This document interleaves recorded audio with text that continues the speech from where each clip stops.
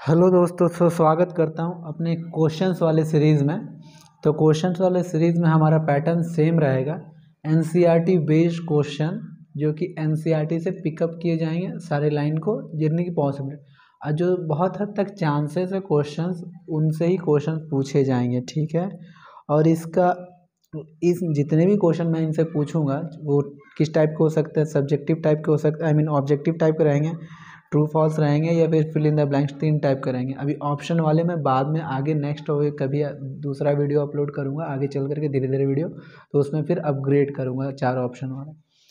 और इसे सॉल्व करने का नियम बता देते हैं। मैं क्वेश्चन बताऊँगा, फिर इस वीडियो के हर एक क्वेश्चन में ये जितने भी क्वेश्चन आएंगे 5 या 10, ठीक है।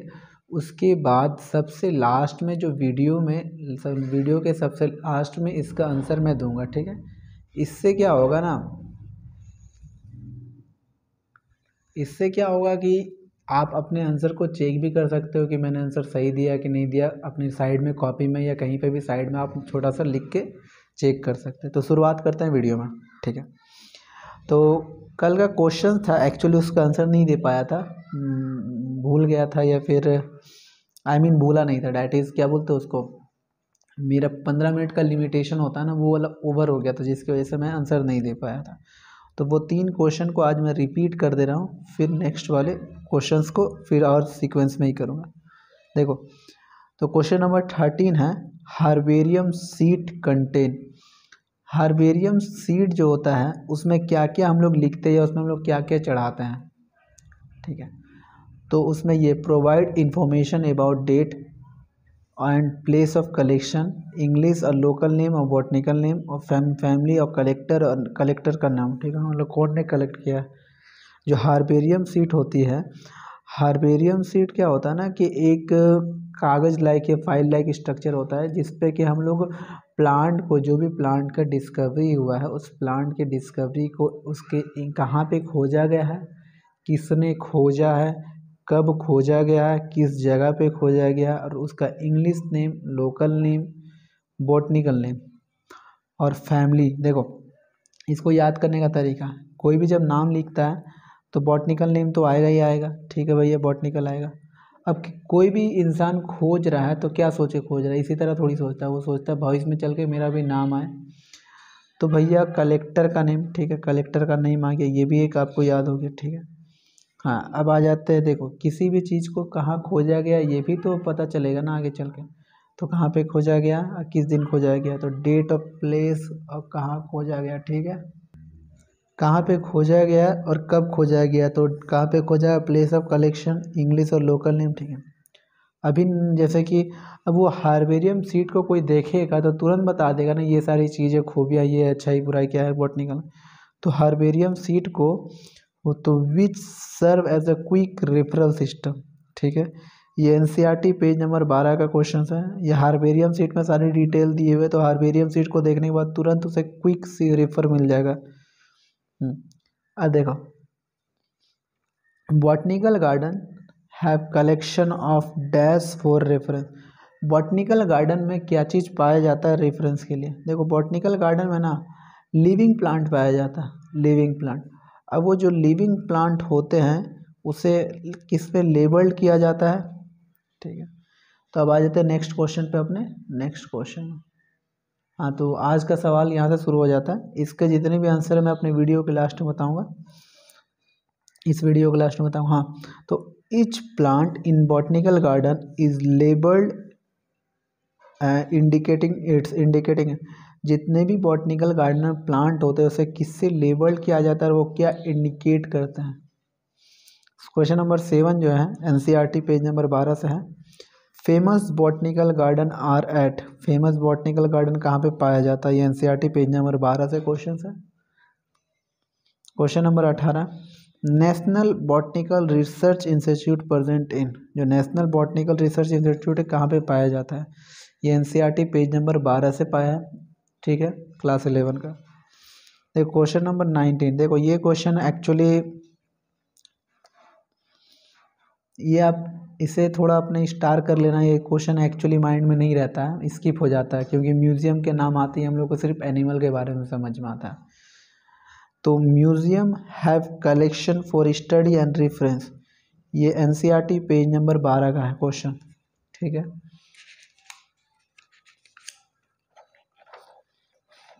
अब आ जाते हैं नेक्स्ट क्वेश्चन में। तो क्वेश्चन नंबर 20 जो है, wild animal are kept in zoological park for which purpose, जो जंगली जानवर हैं उससे जोलॉजिकल पार्क में रखते हैं किस पर्पस के लिए। ठीक है, अब आ जाते हैं नेक्स्ट क्वेश्चन में।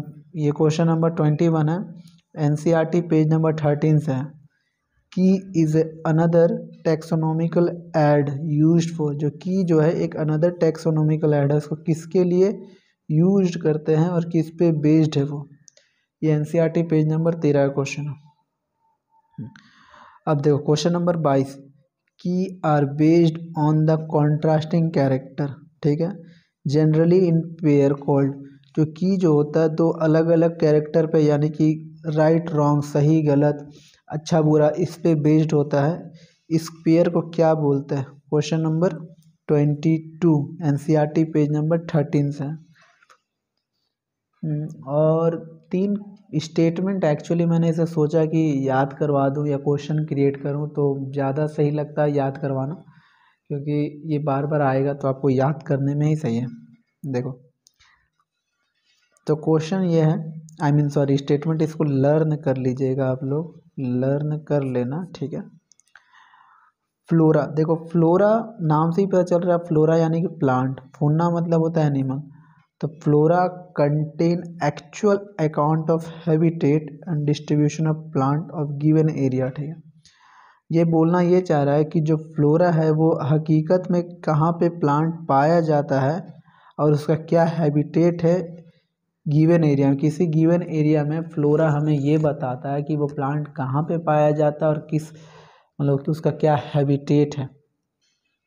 ठीक है, किसी एरिया में, जो गिवन एरिया में। अब क्वेश्चन स्टेटमेंट ये भी एनसीईआरटी का है, एनसीईआरटी पेज नंबर 14 का है। स्टेटमेंट, नेक्स्ट स्टेटमेंट भी आप याद कर लेना। Manual are useful in providing information for identification of name species found in an area. ठीक है, मैनुअल जो है उसका इस्तेमाल करते हैं हम लोग इंफॉर्मेशन आइडेंटिफिकेशन, जो ना मतलब जिसको जानते हैं उसे ही पता करने के लिए किसी एरिया में। ठीक है, एक और स्टेटमेंट इसे भी आप याद कर लेना। ठीक है, monograph contain information on any one taxon, देखो मोनो का मतलब हो गया एक, तो यहाँ ग्राफ, मोनोग्राफ जो होता है इंफॉर्मेशन देता है किसी भी एक टैक्सोन का। ठीक है, टैक्सोन एक्चुअली यहाँ पे आप याद रखना, टैक्सोन या कैटेगरी कुछ भी आ सकता है। हाँ, तो मोनोग्राफ जो होता है कंटेन करता है information any one taxon, mono का मतलब हो गया वन। ठीक है, मतलब कोई भी एक का वो क्या देगा, इंफॉर्मेशन देगा। यहाँ पे सबसे छोटा यूनिट क्या हो जाता है, टैक्सोन, या फिर इसका जगह कैटेगरी भी यूज कर सकते हैं। तो आइए कोशिश करते हैं इसका आंसर देने का, इसका आंसर देते हैं। ठीक है, अपने वीडियो के लास्ट में मैंने कहा था। हाँ, अब देखो यहाँ पे सबसे सही तरीका क्या मुझे लगता है, यहाँ तक आप लोगों ने अगर वीडियो देख लिया है तो आपने जो भी आंसर दिया है अपने हिसाब से छोटे से नोटबुक में या फिर किसी कागज़ में या फिर अपने हाथ में लिख ले आंसर शॉर्ट फॉर्म में, मतलब कि उसके बाद जो मैं आंसर दूंगा या फिर आंसर आप नहीं दे पाओगे तो आंसर मैच कर लेना। अगर किसी कारणवश आपका आंसर गलत हो जाता है तो आप एनसीईआरटी बुक जा कर के जहाँ पर भी पेज नंबर मैंने बताया वो पैराग्राफ आप खोज लेना, वो पैराग्राफ के 2 लाइन ऊपर और 2 लाइन नीचे पूरा पढ़ना, तब जाके आपको समझ में आएगा। ठीक है, ये सबसे सही मुझे लगता है। तो आंसर देते हैं। हाँ, तो फिर देखो क्वेश्चन 16 का आंसर ये है, बॉटनिकल गार्डन जो रहते हैं उसमें जो पेड़ रहते हैं वो लेबल्ड रहते हैं, वो क्या इंडिकेट करते हैं। क्वेश्चन नंबर 16 का आंसर देखो, बॉटनिकल गार्डन में जितने भी प्लांट होते हैं सभी को देखो नाम से ही वजह है बॉटनिकल गार्डन, तो यहाँ बॉटनिकल, तो उसको बॉटनिकल नेम भी तो रखेंगे भैया, तो बॉटनिकल नेम, बॉटनिकल नेम को ही तो साइंटिफिक नेम बोलता है। हाँ, यहाँ पे आपको एक याद रखना, यहाँ पे उसकी फैमिली भी लिखते हैं, मतलब इट्स फैमिली, तो यहाँ पे बॉटनिकल एंड इट्स फैमिली को लिखते ही वो इंडिकेट करता है। देखो अब नेक्स्ट क्वेश्चन का जो आंसर है 17 का, जो famous botanical garden are at, कहाँ पे पाया जाता है, ठीक। तो ये लाइन सीधा सीधा दे रखा है एनसीईआरटी पेज नंबर 12, जो फेमस बॉटनिकल गार्डन है क्यू में पाया जाता है। क्यू वो कहाँ है, इंग्लैंड में। देखो क्यू के स्पेलिंग में ई आ रहा है, ई, और ई कहाँ भैया, इंग्लैंड। ये कभी कभी पूछ दिया जाता है, ठीक है। नेक्स्ट क्वेश्चन है national botanical research institute present in. देखो दो टाइप का क्वेश्चन पाए जाते हैं इसमें, एक तो नेशनल बॉटनिकल रिसर्च इंस्टीट्यूट कहाँ पाया जाता है, देखो इसका आंसर बता दे रहे हैं। तो नेशनल के स्पेलिंग में एल आ रहा है, ठीक है, एल। तो एल से क्या हो गया भैया, लखनऊ, लखनऊ, लखनऊ, ठीक है, ये लखनऊ में पाया जाएगा, इंडिया। एक और इसी टाइप का क्वेश्चन है जो कि कंफ्यूजन करता है, इसलिए नेशनल में एल आ रहा है, तो जिसकी वजह से एल से चालू होगा लखनऊ। लखनऊ कहाँ है, इंडिया में पाया जाता है। अगर ऐसे 4 ऑप्शन आते हैं आपके पास कि नेशनल बॉटनिकल रिसर्च इंस्टीट्यूट कहाँ पे पाए जाते हैं, पहला ऑप्शन लखनऊ है, दूसरा इंडिया है, तीसरा बोथ 1 और 2 है, चौथा नन ऑफ दीज है। तो आप आंसर यहाँ पे थर्ड टिक करोगे, Lucknow and India, that is option number 3। तो अब आ जाते हैं नेक्स्ट क्वेश्चन की ओर, क्वेश्चन नंबर 19। ये मुझे इंपॉर्टेंट लगता है क्योंकि ये स्किप हो जाता है, बार बार स्किप हो जाता है, इस वजह से मुझे ये इंपॉर्टेंट लगता है। म्यूजियम में क्या क्या चीज़ हम लोग कलेक्ट करके रख सकते हैं और किसके लिए रखते हैं, ठीक है।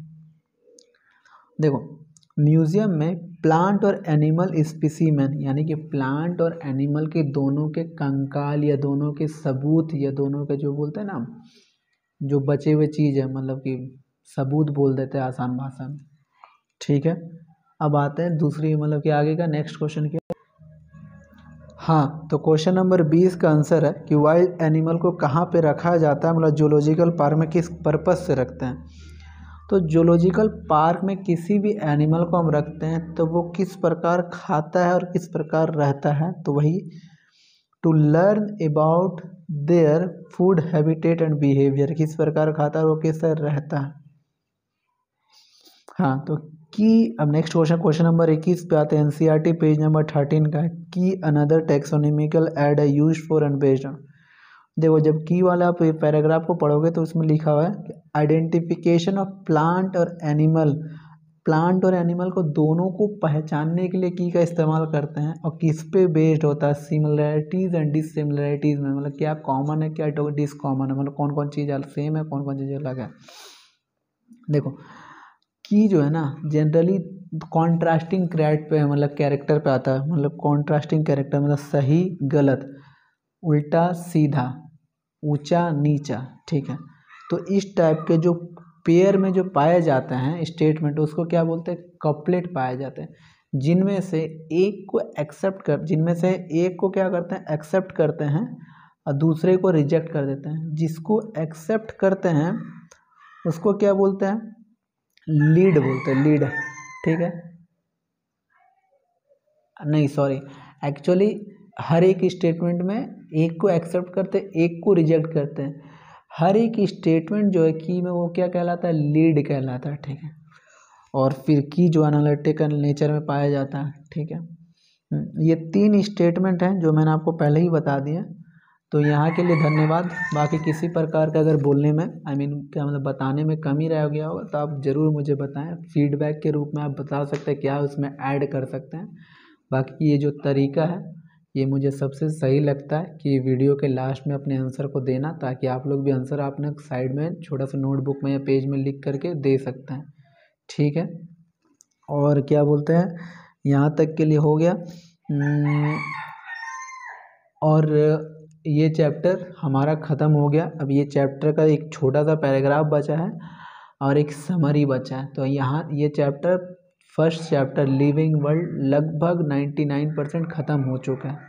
तो यहाँ तक के लिए धन्यवाद। मिलते हैं अपने नेक्स्ट वीडियो में। आई होप नेक्स्ट चैप्टर में मिलेंगे। तो यहाँ के लिए धन्यवाद। मस्त रहें, खुश रहें।